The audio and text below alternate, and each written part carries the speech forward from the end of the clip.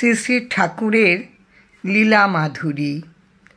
ঠাকুর এসেছেন জীবকে এই মোহবন্ধন থেকে মুক্তি দিতে। তাই তো তিনি সহজ একজন সাধারণ মানুষের মতো দাঁড়িয়ে দাঁড়িয়ে গিয়ে ডেকেছেন সবাইকে। তমিশ্রার দুর্বিষহ যন্ত্রণা থেকে নিয়ে এসেছেন আলোর পথে। কত বিচিত্র রকমই না ছিল তার শিক্ষার ধারা। ঠাকুরের একবার ইচ্ছে হলো ধূমপান করতে। সে কি আগ্রহ! একের পর এক ধরাচ্ছেন সিগারেট, ধোঁয়া ছাড়ছেন।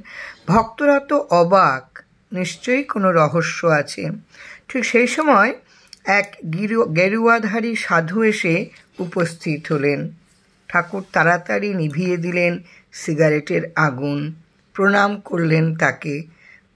ভক্তরা জিজ্ঞেস করলেন ঠাকুরকে, ঠাকুর, ইনি কোন মহাত্মা? ঠাকুর জবাব দিলেন, ওকে তো চিনি না।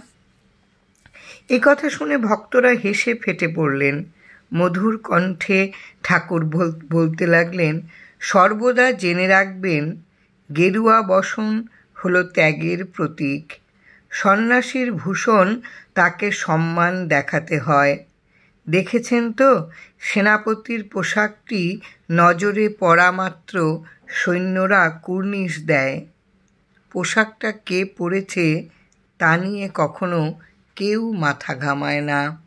এই হলো ঠাকুরের শিক্ষা দেবার বিভিন্ন রকমের পদ্ধতি।